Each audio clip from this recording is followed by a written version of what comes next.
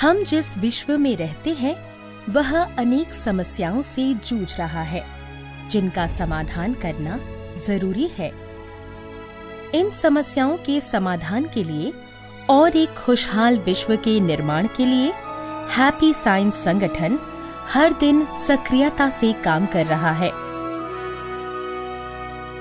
धर्म को आधार कर ये कार्यक्रम अलग अलग क्षेत्रों में फैल गए हैं, जैसे प्रकाशन, राजनीति, शिक्षा और सांस्कृतिक वाणिज्य।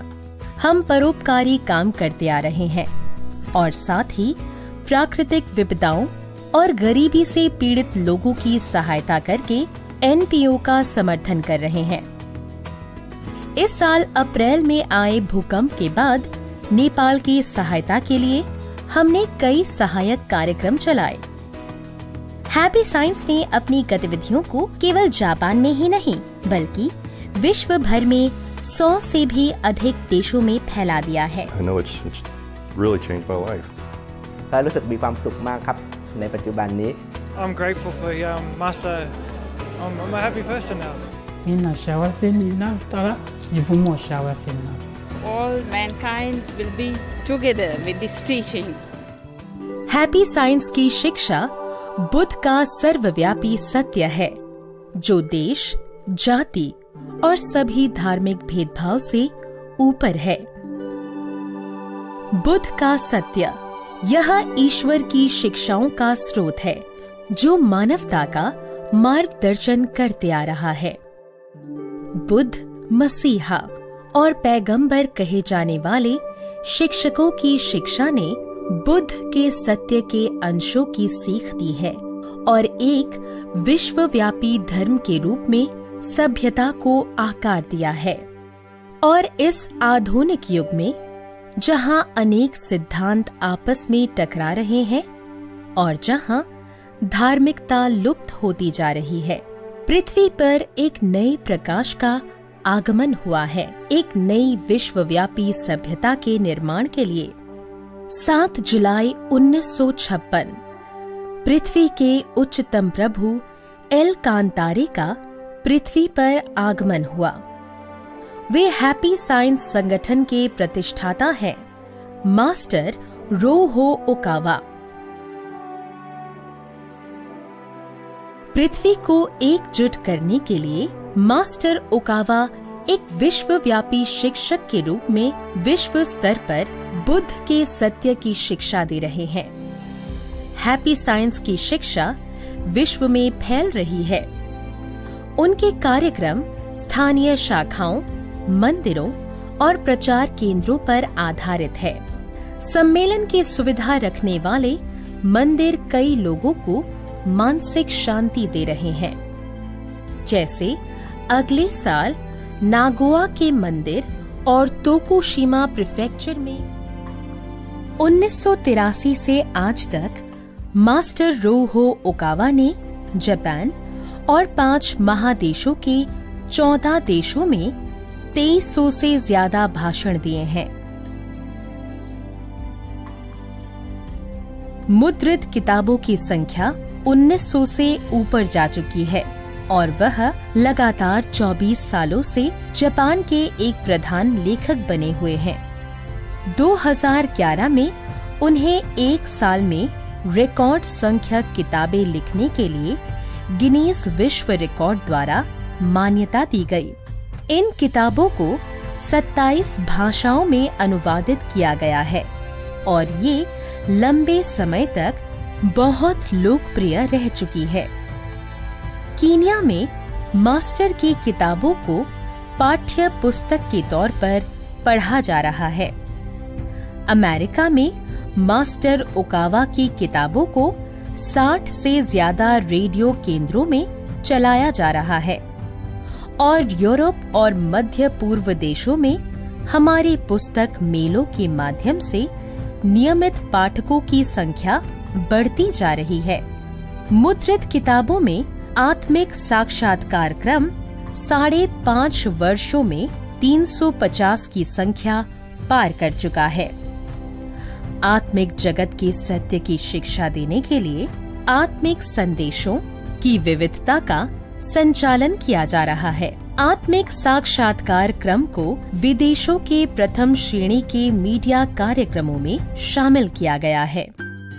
एक के बाद एक मास्टर ओकावा के भाषणों का विदेश में सीधा प्रसारण किया गया है और जापान में टेलीविजन, रेडियो और इंटरनेट पर भी इनका प्रसारण हो रहा है।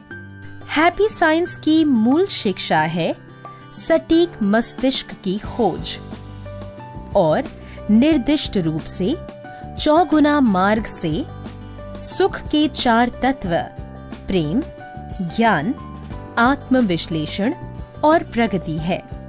प्रेम कहता है कि प्रेम देने से हम सच्चा सुख पा सकते हैं। ज्ञान वो है जो इस जगत से दूसरे जगत तक विस्तृत है। आत्मविश्लेषण आपके अतीत का विश्लेषण कर अपने सच्चे स्वरूप पे वापस जाने की शिक्षा देता है। प्रगति आपकी खुशी को पूरे विश्व के साथ बांटने की शिक्षा देता है। इस समय पूरे विश्व को सुख प्रदान करने की शिक्षा दी जा रही है। धार्मिक कार्यक्रमों द्वारा शिक्षा के प्रचार के साथ साथ हम हैप्पीनेस रियलाइजेशन पार्टी की स्थापना करके न्याय और आदर्श समाज के लिए काम कर रहे हैं। युद्ध खत्म होने के 70 साल बाद तक जापान पर ऐतिहासिक सत्य को झुठलाने का आरोप लगा है। हैप्पीनेस रियलाइजेशन पार्टी ने इस आत्म यातनात्मक ऐतिहासिक सोच को खत्म करने के लिए और सही ऐतिहासिक दृष्टिकोण को उजागर कर जापान की मर्यादा को पुनर्स्थापित करने के लिए अपनी गतिविधियों को और दृढ़ किया है। हम एक नए राष्ट्र के लिए काम करते रहेंगे ताकि धार्मिक राष्ट्र का निर्माण हो सके। हैप्पी साइंस संगठन भविष्य का सामना करने वाले लोगों के विकास के लिए शिक्षा के क्षेत्र में काम कर रहा है। हैप्पी साइंस एकेडमी ने जूनियर और सीनियर हाई स्कूल शुरू किए हैं। तोचीगी प्रीफेक्चर में केनासो प्रमुख केंद्र और शिगा प्रीफेक्चर में कांसाई कैंपस है। टोक्यो विश्वविद्यालय जैसे श्रेष्ठ विश्वविद्यालयों में प्रवेश मिलने वाले छात्रों की संख्या बढ़ रही है। पाठ्यक्रमेत्तर कार्यकलाप से भी बहुत अच्छे नतीजे मिल रहे हैं। इसके अलावा इस साल अप्रैल में हमने उच्चतर शिक्षा के लिए हैप्पी साइंस यूनिवर्सिटी का उद्घाटन किया है। विद्यालय का सिद्धांत है सुख का अनुसरण और एक नई सभ्यता का निर्माण।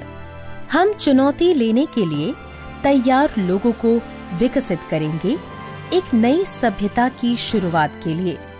यहाँ 3 विभाग हैं: मानव खुशहाली का विभाग, सफल व्यवस्थापन का विभाग और भविष्य उद्योग विभाग। और अप्रैल 2016 तक हम भविष्य निर्माण का एक नया विभाग शुरू करने वाले हैं। मास्टर रोयुहो ओकावा ने निर्देशक और कार्यकारी निर्माता के रूप में 8 फिल्मों का निर्माण किया है। नॉस्ट्रेडमस के डरावने खुलासे, हरमेस प्रेम की लहरें, सूर्य के नियम, स्वर्णिम नियम,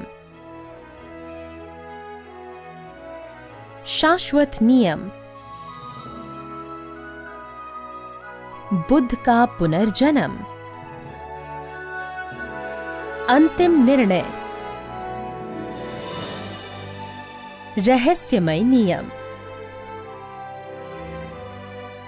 रहस्यमय नियम को न केवल जापान में दिखाया गया बल्कि इसे पूरे विश्व भर में देखा और सराहा गया है।